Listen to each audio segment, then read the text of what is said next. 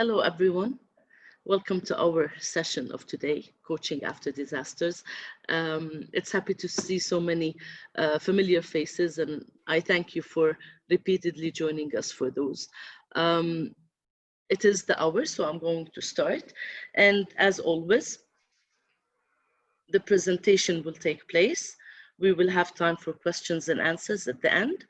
All through, please feel free to include your questions, put in your comments, and after the presentation is done, we will handle each question at a time, and I will be able to go through all your comments, okay?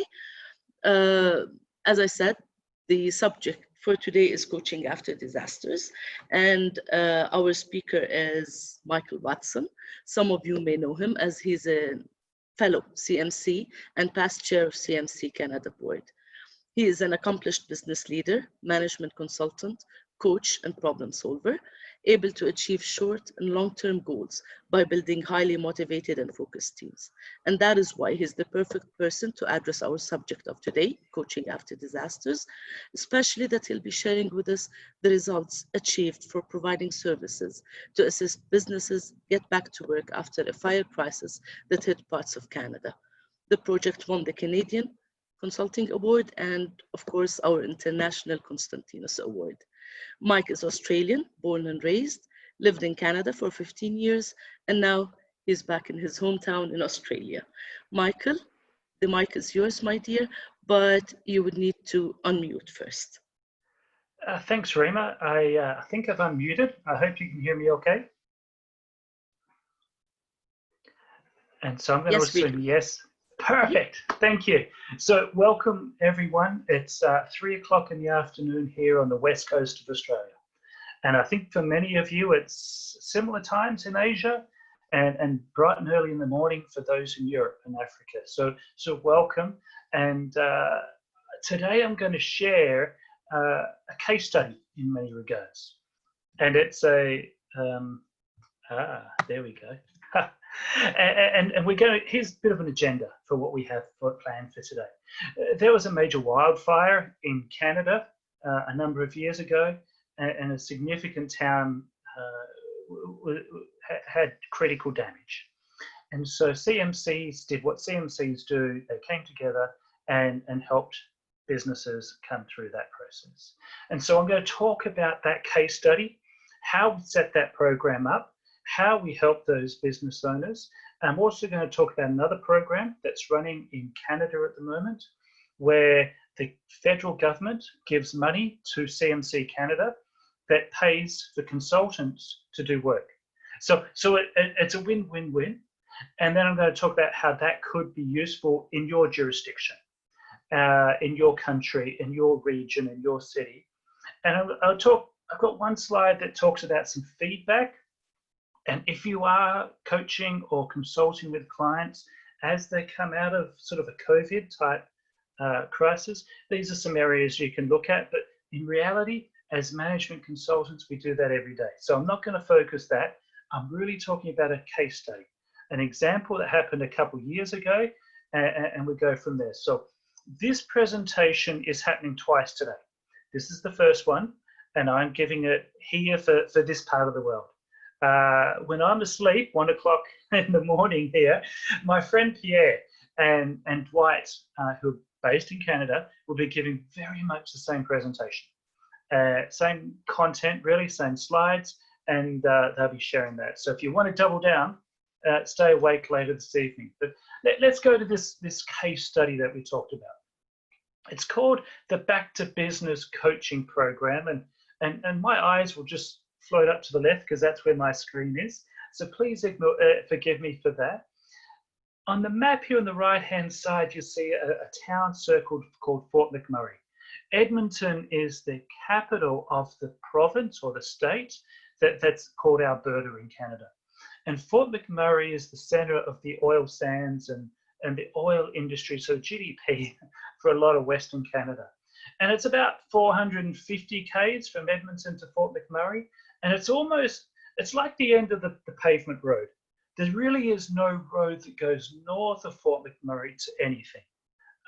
Sure it goes, but it doesn't go anywhere. And so there was a massive wildfire through that area. This area, Canada has half the fresh water in the world and half the freshwater lakes. So that top bit of Canada is a massive boreal forest. Think massive tall pine trees, very densely packed, that caught on fire in a big, big way. Over $3 billion worth of losses. 88,000 people were evacuated extremely quickly, and they were kept out of the town for about a month. I don't mean to exaggerate, but around that time generally. So obviously that's terrible for any business that's trying to survive. And so a lot of people went down to Edmonton, stayed with family and friends. Some went across to 4,000 kilometres to the east, to Toronto or Vancouver. And they were trying to come back to Fort McMurray, their hometown. They were trying to get their businesses moving again after this crisis. And we know the statistics. I don't care what numbers you use, but there's very bad numbers.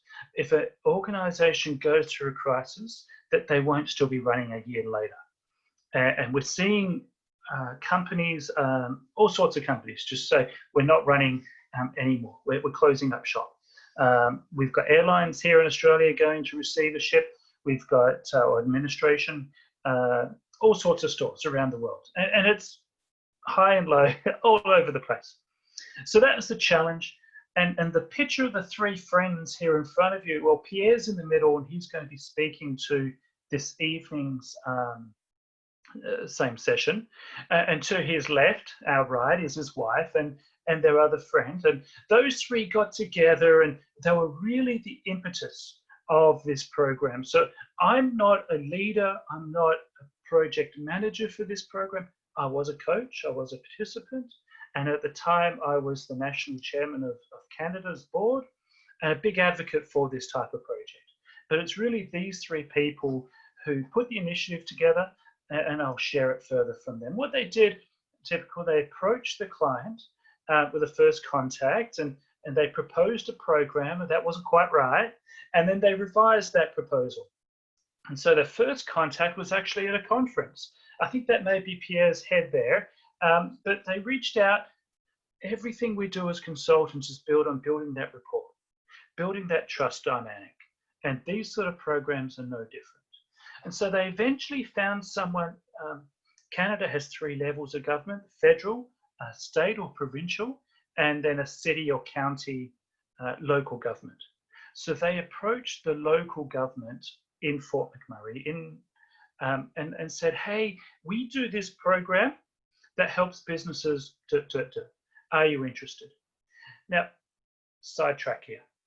For 20 years, the federal government has given CMC Canada money to run programs to help mostly IT businesses or technology startups by getting them to hire a consultant for about 40 hours.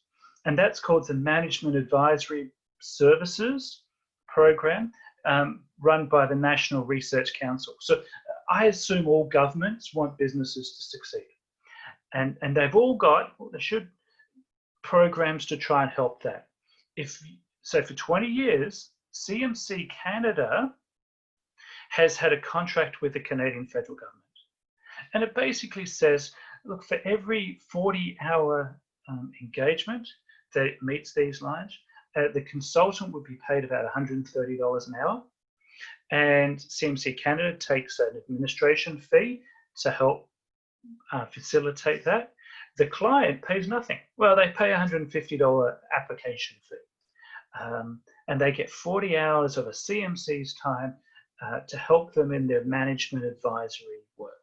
And so it's been a very successful, about $300,000 to $400,000+ a year flows from the federal government through CMC Canada into the members' jeans. They literally, our members get revenue for being part of this program. And so it's only $300,000 or $400,000. And so some members have made it a decent part of their practice. $6,000 engagements are fairly small, but it's something. And so part of our value proposition to our members is you can be part of this MAS program if you choose to. And so that's been going for 20 years. And so now I'm coming back to the fire story, I'm putting that to the sideline. If you want to know more about that, you can go to the cmc-canada.ca website, and there's references and material on there. That's cmc-canada.ca. And there's references on there about the management advisory services. Our executive director, Donna Ringrose, will be able to help you if you want to know more about that program and how you can do that program in your country or your area, if that's useful for you. But maybe you've got that already. Okay, we went to the fire-related local government and said, we do this, is it useful to you? And they said, not really. So we adapted it, we changed it. Well, those three people who I pointed out earlier changed it and adapted the model. And they brought it into a mini version. And so for a mini time, they said, we're going to do 3 virtual coaching sessions, about 2 hours each, okay? And at the end or during that, we'll be developing a very pragmatic, action-orientated plan. In reality, it's an Excel spreadsheet that is very much the what, who, when, how type points, what criticality or that sort of model. Quite simple, but very effective.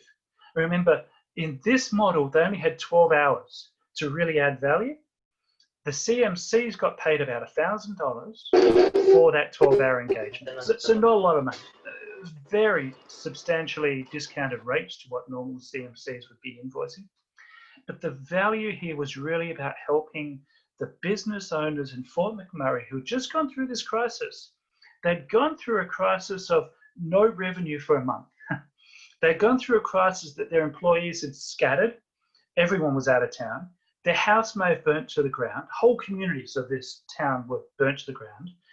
They had about 70 helicopters doing aerial bombing of water and stuff to protect the town. So some houses were damaged structurally in the roof, just from their volume and the weight of the water coming on. So people, even though the house was standing and they weren't actually allowed to go in there because of structural integrity challenges.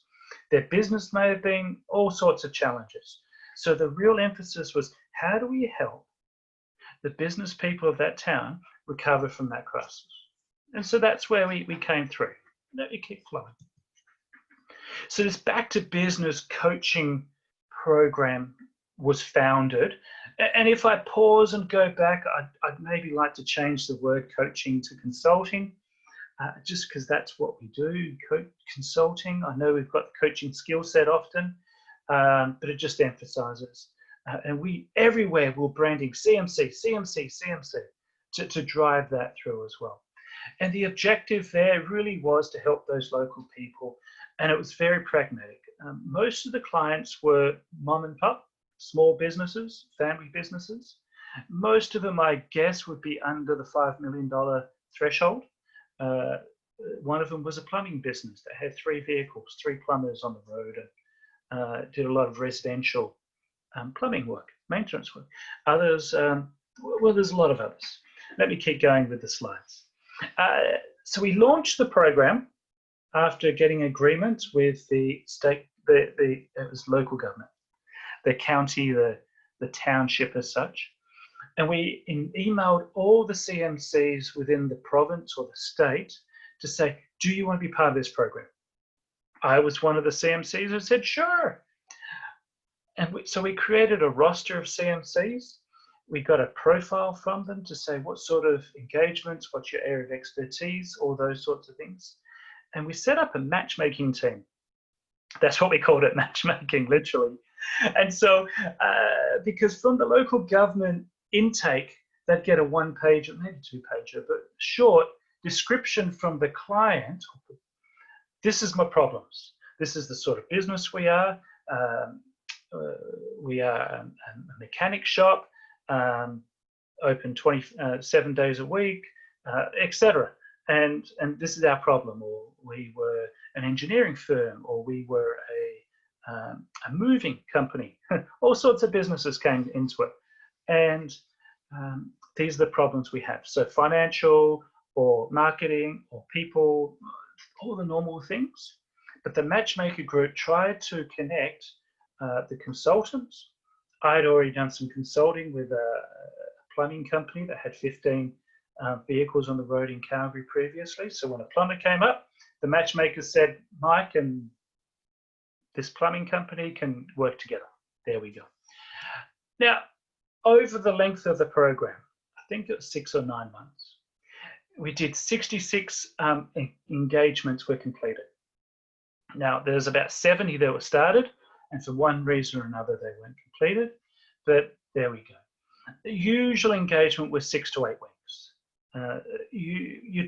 I tried to schedule meetings weekly, 3 meetings, remember, 2 hours each. Didn't always work. A lot of these people were so busy working in the business that they forgot that they weren't used to scheduling a 2-hour meeting on a weekly basis or fortnightly basis. And so that happened. Yeah, we did all the meetings remotely via a Zoom session like this, or just phone call. I remember people driving the 400 kilometers from Edmonton and we did the coaching call then. That's the only time they felt they were available to do that coaching call, when they were driving. My friends in Southern California call that windshield time.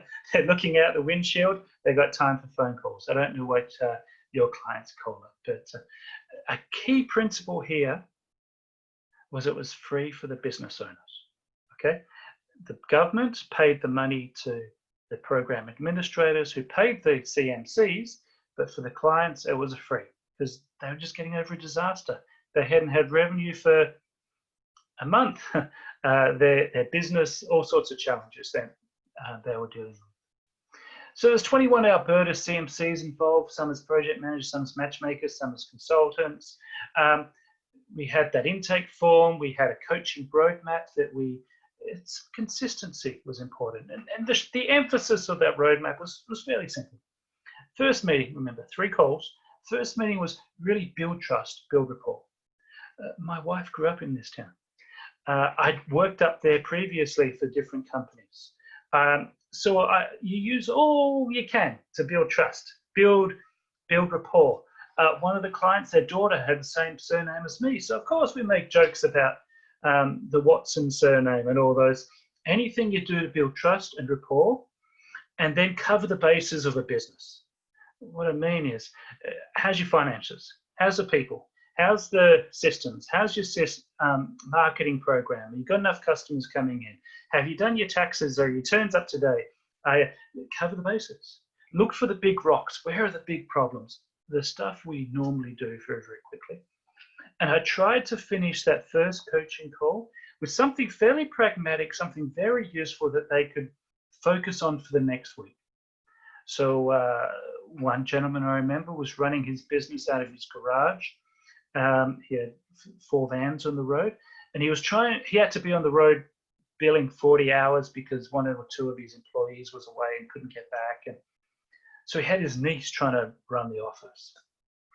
And she was young and just didn't really know how to do it, and they weren't gelling. So I literally just gave him some really simple coaching around one-on-one, how to help her be successful. Very, very simple. But next week he says, hey, those things work. I said, good, now try these things in week 2. Now, week 2 was usually getting further into the key issues. And I, as a coach, the coaching methodology generally says we don't come with a solution. That's a consultant. The coach will bring out the solution from the participant. I'm not International Coaching Federation certified, but there is a difference in that. And so I did ask them, what is your problem and what are you planning to do about it? Sometimes they didn't have an answer. So as a good consultant, I gave them some options. But as a coach, I would often ask them, well, what else? What else? What could you do? Do you think that would work? What else could you do there? Ease it out of them. If they come up, the thinking here is that if they come up with a solution, they're more likely to implement it. So I'd ease all these things out of them, and I'd be busy typing into a format. Okay? And then the third meeting, I'd show them the plan usually, and would go deeper and refine it. And at the end of the third meeting, I'd send them the plan and say, here's your action plan. And they had ownership of it. They understood where it was going. We had flushed out the ideas in further detail, and off they were. So that's the general approach there. Let's keep going.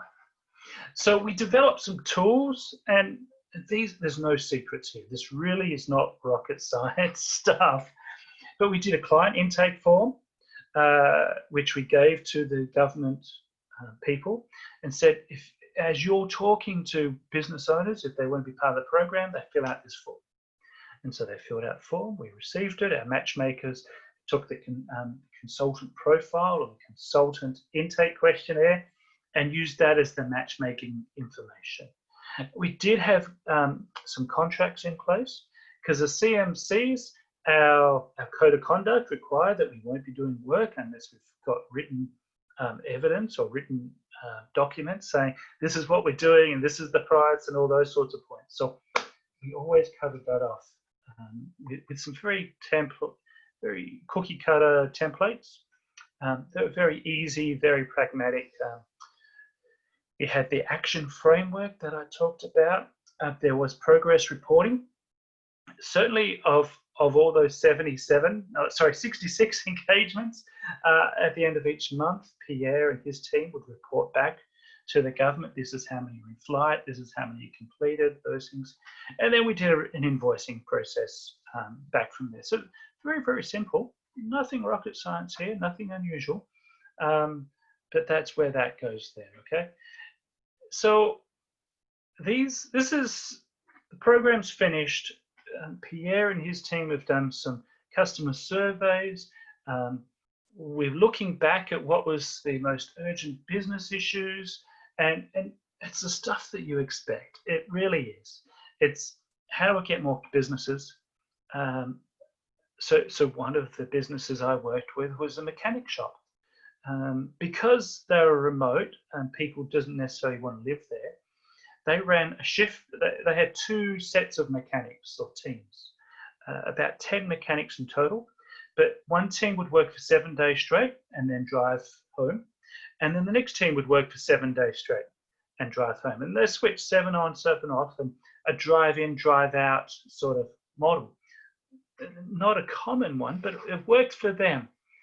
Now, that mechanic shop business, in Canada and as a lot of places in the US, people would buy a brand new F truck and they would want to spend $20,000 on jacking it up and big tires and all these extra accessories.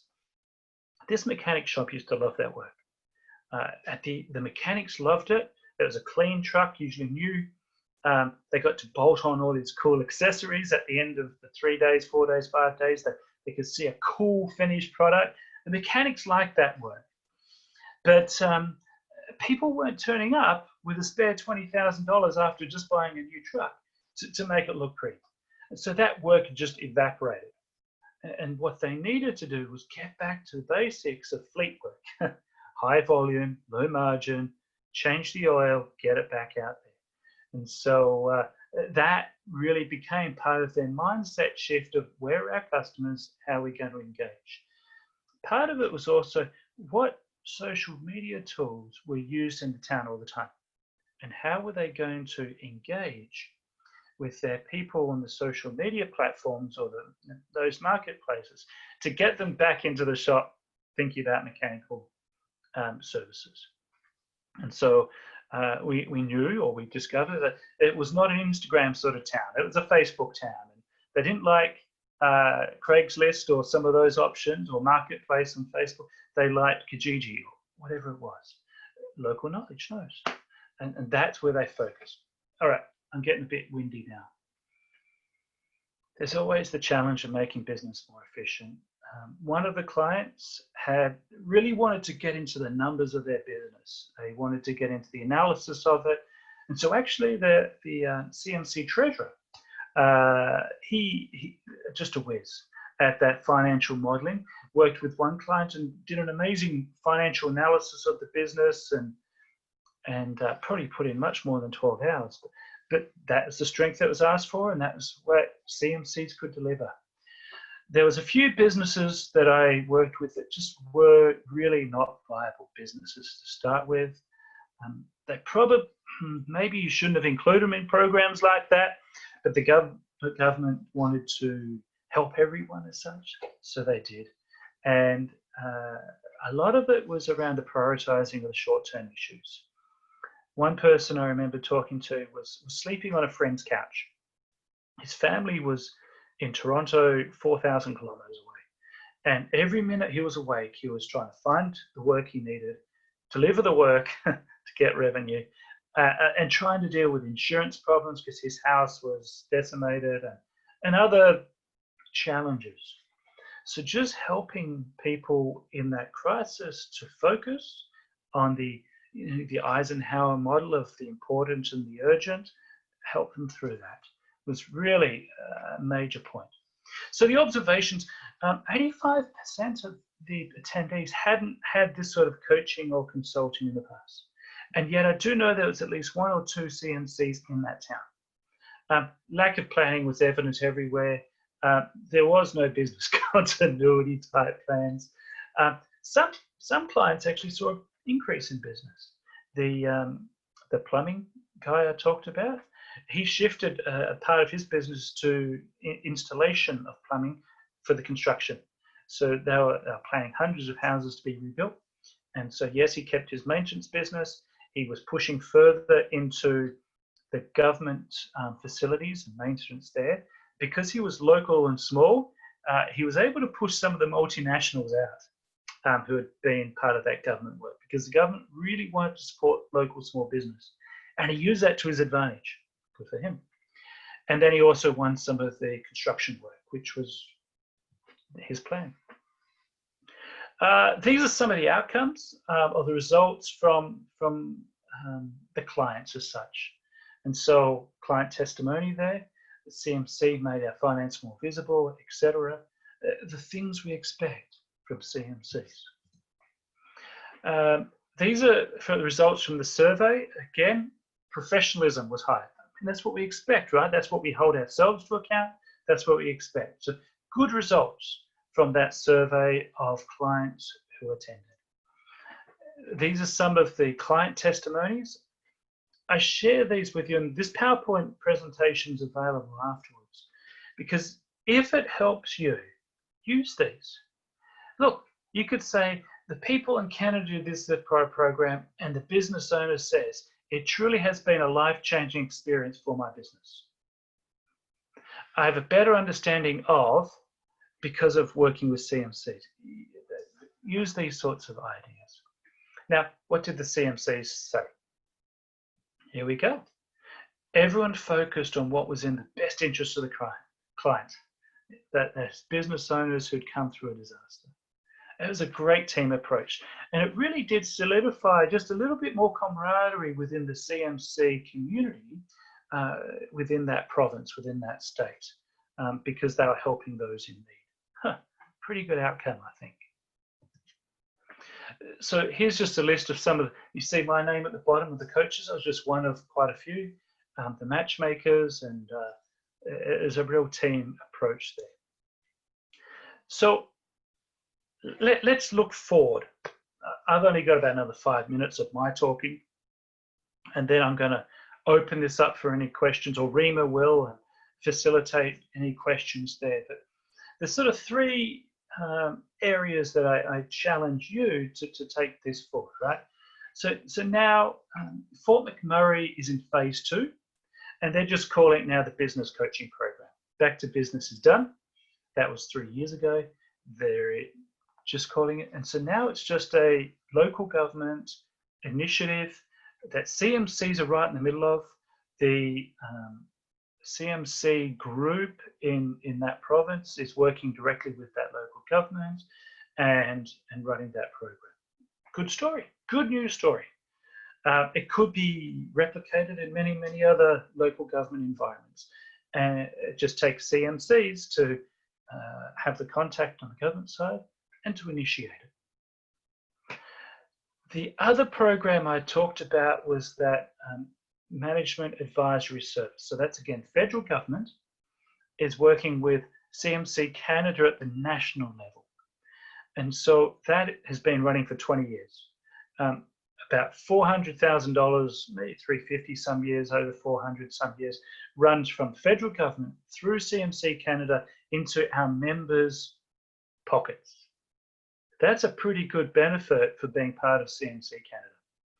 And CMC Canada keeps 20% of that administration, I think it is, to administer it, to do the reporting for it, to do those. So there's non-fees based revenue within CMC Canada.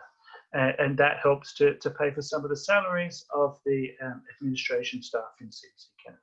So a great program. 20 years duration is significant. And I understand that the team, Donna and the others and staff at CMC Canada are working with the federal government there to explore if that should be expanded now. Because of the corona type implications, because they have that model in play, it's easy to expand. So we'll see where that goes. But if you want to take that forward in your country, reach out to CMC Canada if you want any advice or suggestions, or REMA may have some ideas as well, because there's great value there. And we know that governments want businesses to be successful. It creates jobs, it creates a taxation base. It's good for the economy for that country. And CMC's partnering there can add great value. So it works well. The third point here is for you. I've given you two examples from the Canadian perspective. Could this work for you? Could you take this model and team up with a few other CMCs in your country, in your province, in your state, in your region, in your local government to do something similar? And if so, look, design it the way you want. If you want to do it over 4 sessions and make it $2,000, or if you want to, whatever you want, do that. Target any level of government that is able to write a check. And it doesn't have to be a big check in government land. That one I talked about with 66 attendees, that's a $100,000 check in less. Now in government, to be able to say that we helped 66 businesses through this crisis, through launch with expert management consulting advice, that's a pretty big brag that can be done there. So I see that PK has a question about similar initiatives.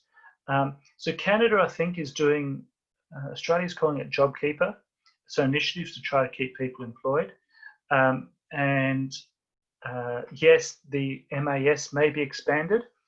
There is the current phase 2 of the Fort McMurray ones, but I don't know if there's any other programs at the moment.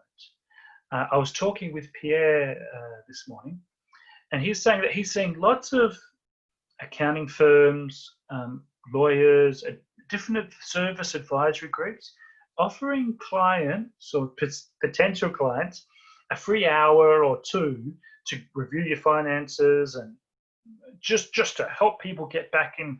Now, we all know that's a marketing spin, right? We all know that. Lawyers have been doing the first free hour, half hour of consultation. No problems. This goes further. It gets pragmatic. They leave with an action plan. 10 hours you can do that with, was our experience. And I think governments are trying to catch their breath right now. We're saying, we just made all these promises. How much is it actually going to cost us? And maybe not right now, but I think they will revisit some of these programs in the next year or two. It doesn't have to be right now. If they do, great.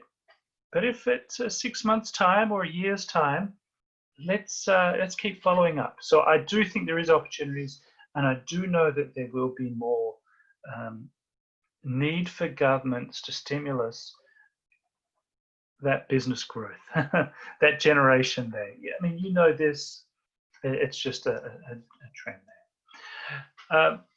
This slide is just from me. We put those case studies aside.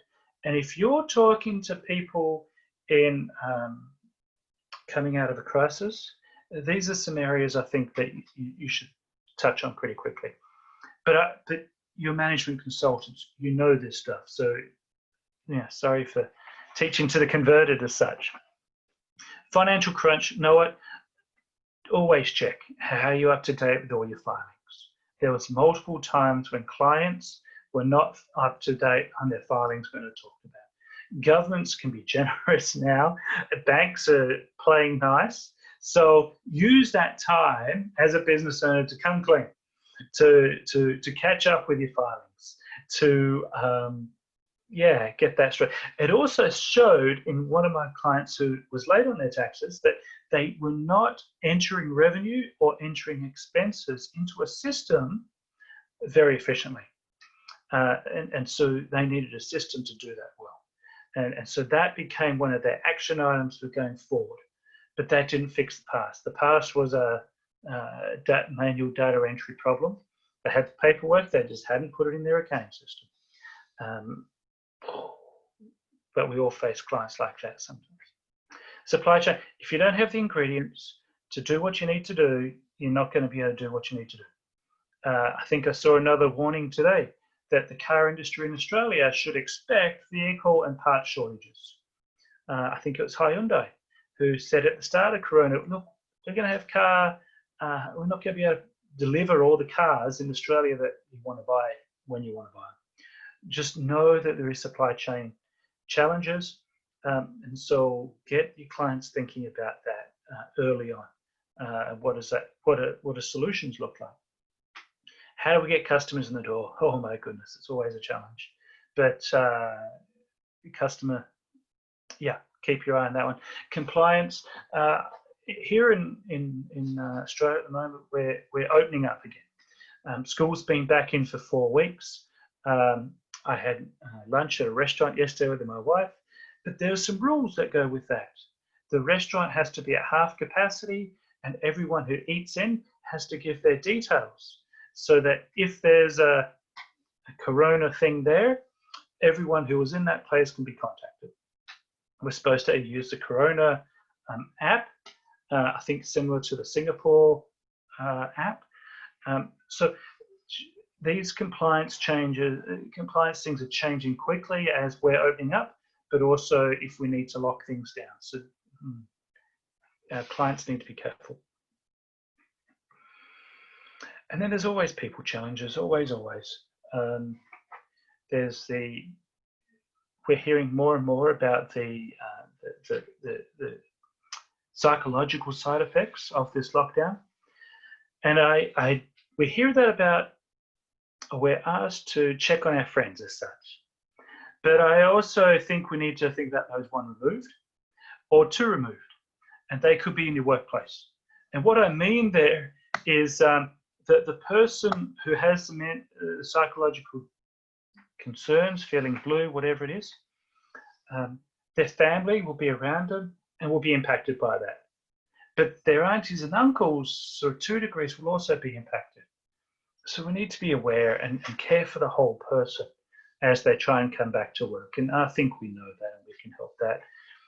I feel a little bit silly talking about this last point of communication. Be clear, and often that means keeping words short. Next point. Okay, there I am. So that's our presentation for today. I'm not sure I kept it to 30 minutes, Rima, but there we go. And I'm happy to answer any questions. This slideshow will be available. Pierre, as I talked about, was really the gentleman, the project leader for that Fort McMurray one, and that's a good thing. So his contact details are there. Mine are there as well, if that's useful to you. And I see PK has a question here. Mike, are the Canadian CMCs band together using a common coaching framework as designed and agreed by the group, or is there one or each one? So we did use a fairly consistent sort of framework. I mean, obviously we've got the book of knowledge as far as management consultants, but we really just said, how do we break down these 3 meetings? And how do we cover our section within that? So it's a fairly high level framework. And we really just had a conversation, how are we going to structure this? So I wouldn't say it was strong, it wasn't governed, it wasn't controlled, because each consultant has their own flair, and that's important. But there was a framework there as we went through. And just having 3 structured meetings and everyone tried to use the same action plan template drove consistency within that model. So that was there. Any other questions? First, I want to say thank you, Mike. That has been really informative. I love the fact that CMC Canada also took the initiative, and I do hope that some of the IMC's executives and chairs, delegates are with us on the call, because this does set a very good example. And I loved your 2 comments that resided with me. Number 1, I concluded that it's not just about the businesses, it's about the people as well. So combining both is what consultants do. And the fact that even though the consultants themselves are going through hard times, but regardless of that, it's also the time to put out a hand and support everyone else. So it's about communities, it's about our CMC culture, and how we believe that being there for our communities, being there for our economy, and being there for our government is what we do. And the fact that the person or the human is the number 1 factor in it all. So thank you very much for this presentation.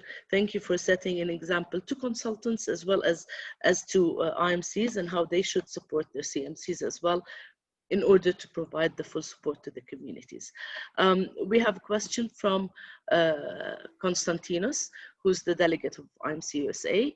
Nice presentation, Mike. When matchmaking, do you emphasize industry expertise or functional process expertise, or both?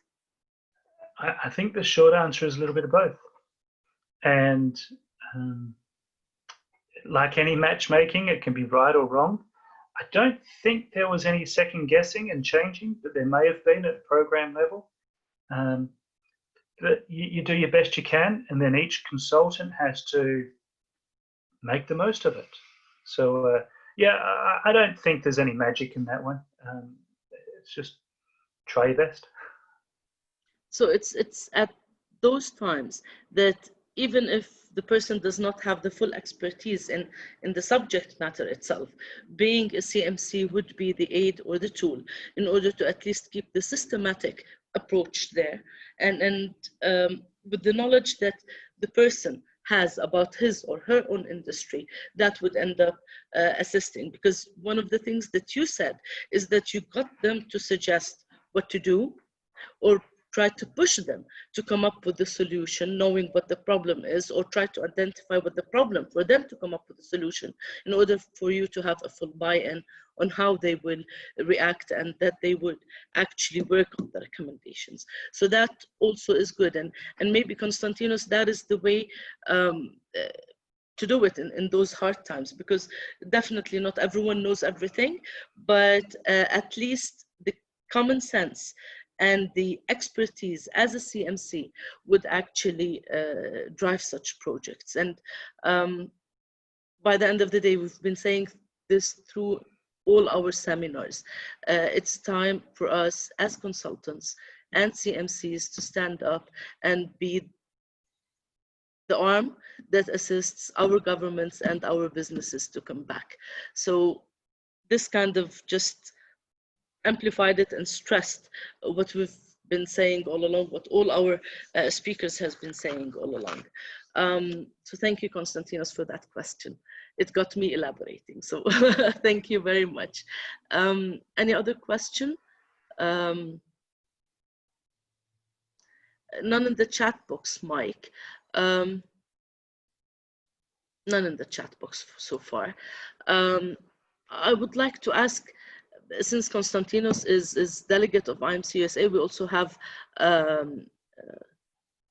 others who are delegates or chairs of IMCs, and Lydia is one of them. She's the chair of and delegate of IMC Singapore, and She's also the chair of the Asia Pacific Hub.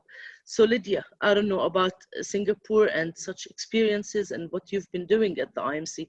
Maybe you can elaborate on what Mike just presented to us and tell us how at IMC Singapore you're doing things. Okay, hi everyone. Thank you very much, Mike, for excellent presentation. I have actually one question before I answer Rima. Does the Canadian government expect any written ROI from the coaching assignment? Do they expect that? Do you have to report something in writing to them? I'm thinking of the ROI. Yeah. Good question, Lydia. Government's a strange beast sometimes. Because sometimes it's all about the ROI, and it's all about, prove to me that if we make this investment, there's that return. Got it. Yeah. And for 20 years, we've been doing the management advisory service. So those 40 hours, $6,000 type engagements. And for each engagement, there is a report that goes back.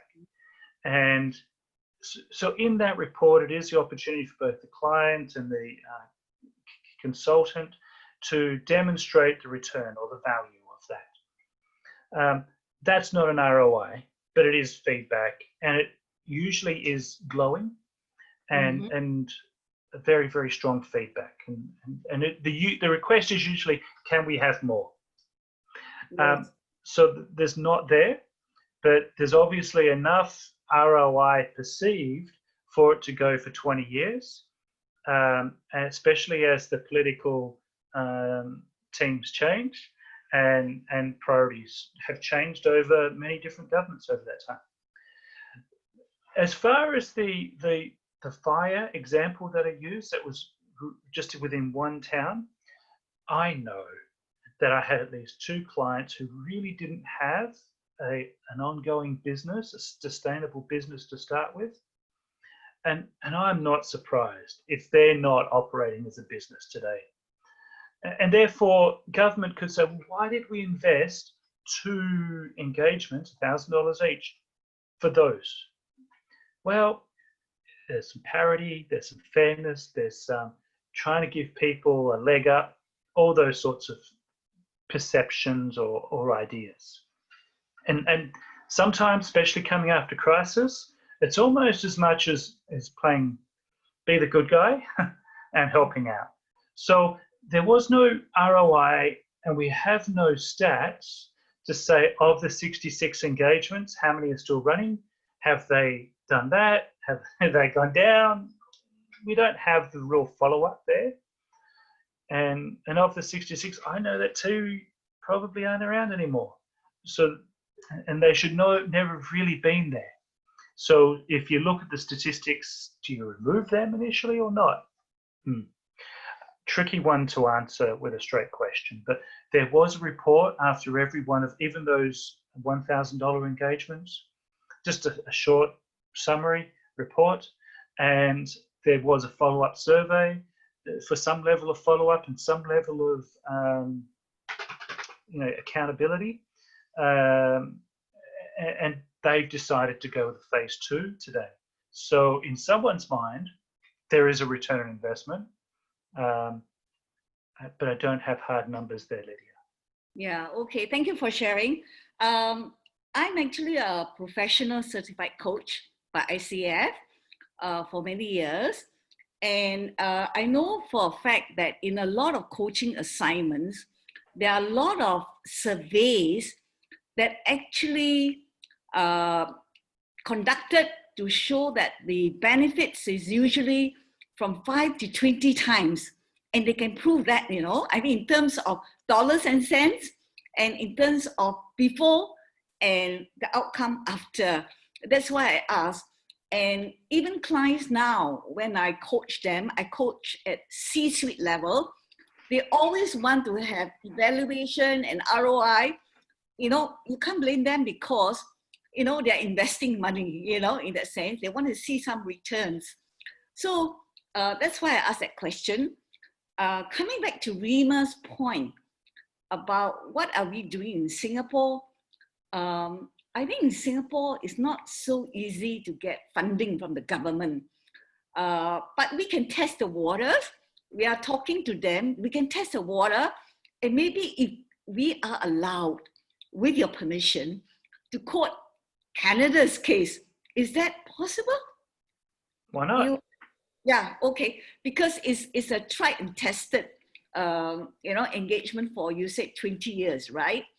So perhaps I would want to mention that at some point to see how we can, maybe not direct funding, but maybe in different ways, because the Singapore government is not that easy, to be very honest, But you have given us food for thoughts, put it this way. Yeah.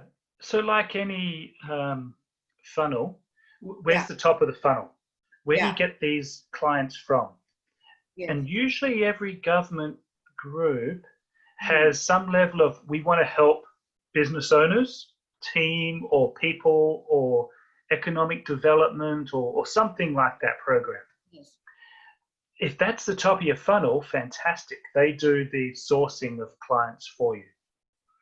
And then you can say, well, we'll define what the ideal client should be. It could be just up to, name your numbers, a business that has a maximum of $1 million revenue, or 10 or 5 or whatever numbers you want to do. Define what type of engagement. Do you want to do a 40-hour or a 10-hour? And if you do it at $1,000 and you aim for 100 clients over 3 months or 6 month season, it's only 100 grand. And for a government, that's for an a insight government to into stand up and numbers. say, we directly supported 100 businesses through expert management consulting advice, we paid for it. For a politician to be able to stand on a soapbox and be able to say that, and it only cost him $100,000, add a zero to it. CMCs, Mike. Add a zero to it.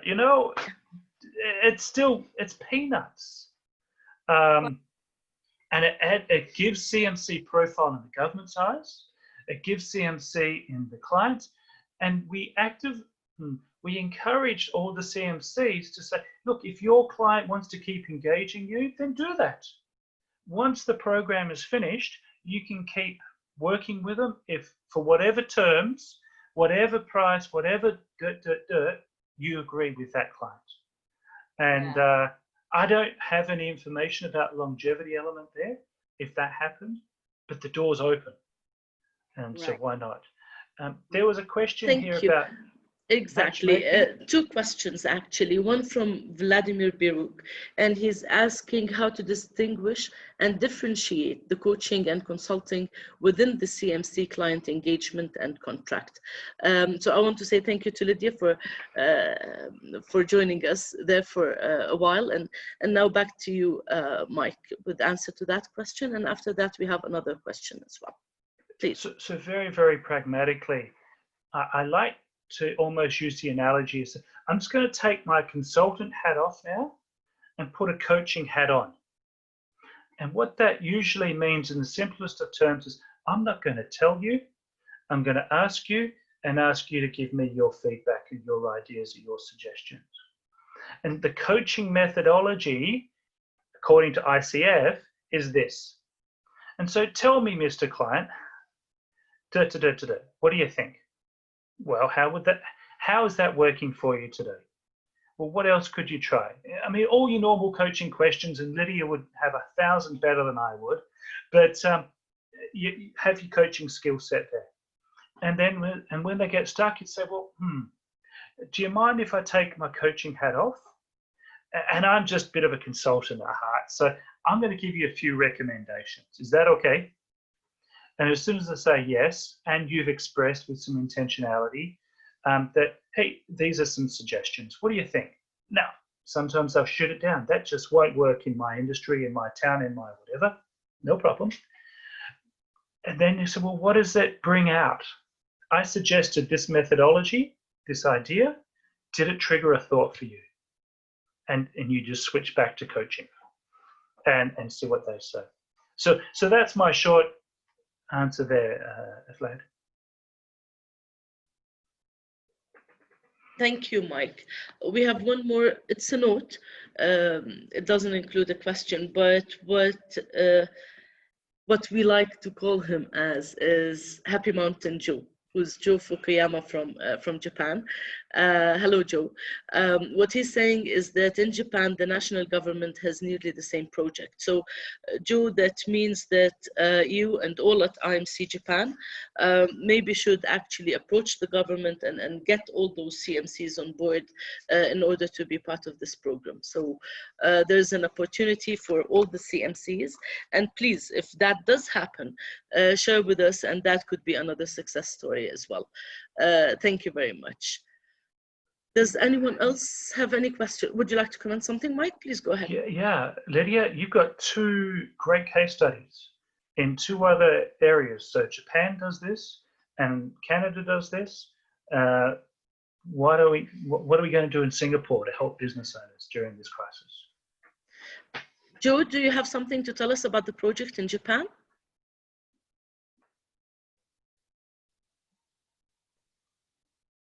You're on mute, Joe. Joe, yeah, you need to unmute. Okay, can you hear me? Yes, okay. we Yes, can. yes.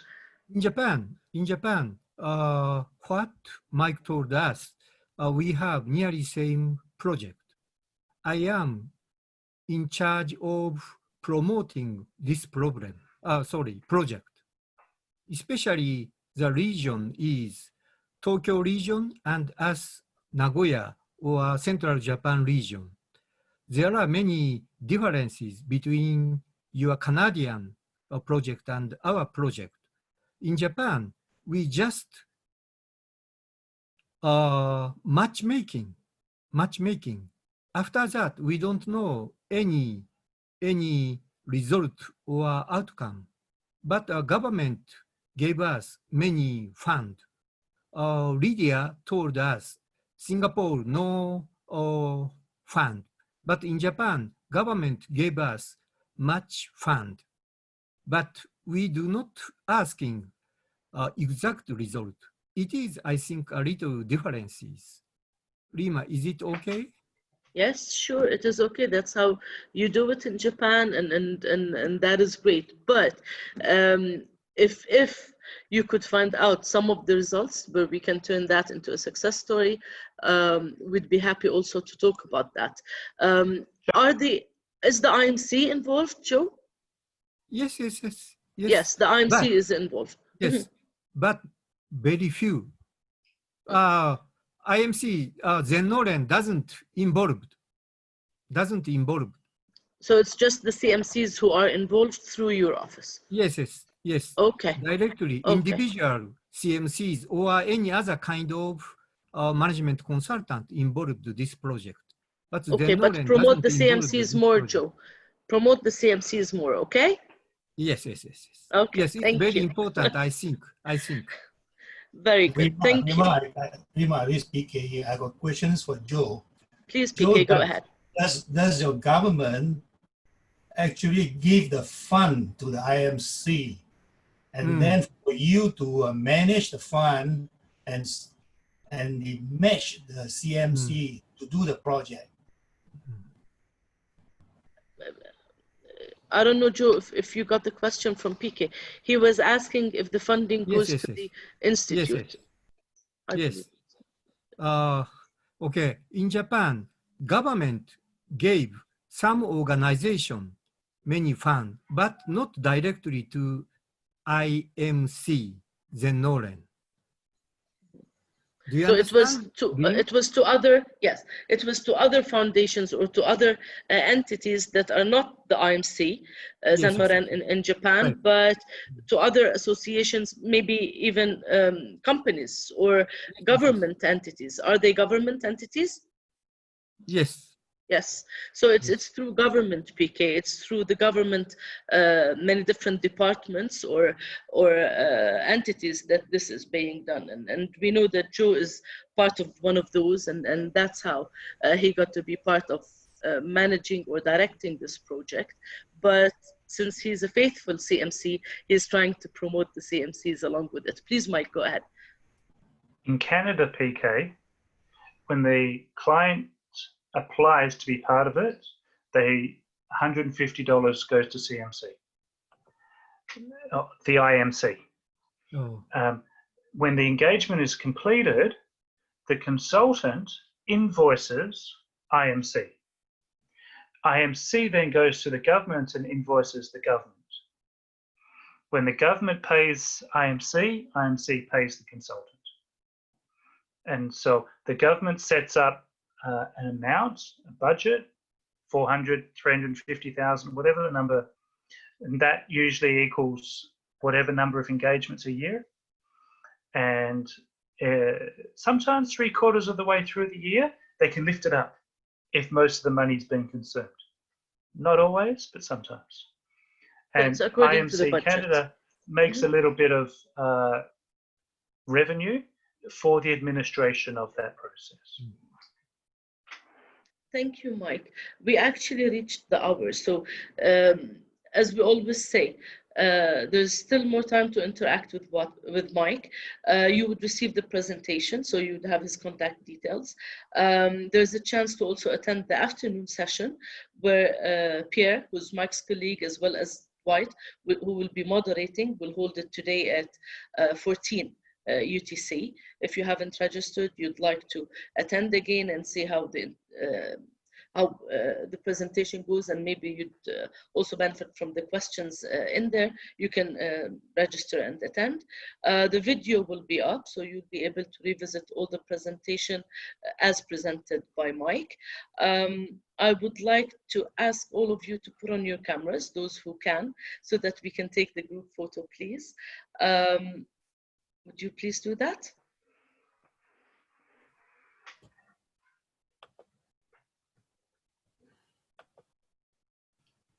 Thank you, everyone. Thank you. I'll be taking it now. Perfect. Oh, I want to be where PK is. No, look at Shin. That's beautiful. Sorry, I can't. Those, I can't. Me too. I can't. No, sorry. It's wrong. It's okay. We took the group photo already, and all of you who were able to put on your cameras were there. So thank you, everyone. We'll do our best to be able to upload the video between today and tomorrow, send you the presentation again between today and tomorrow. Always follow us on our social media. You'll be able to get the updates on what is taking place at ICMCI. And do remember, since you're all consultants, next week, which happens to be the 4th of June, is the International Consultants Day. So from now, I want to wish everyone a happy International Consultants Day. Enjoy your profession, enjoy being who you are. We'll be announcing an event that will take place on that day. So I hope you'll be able to join us. Keep well, keep safe, stay with us, and we're always happy to support you. And I know that you're also very happy to always support your clients and our profession. Thank you, everyone. Bye-bye.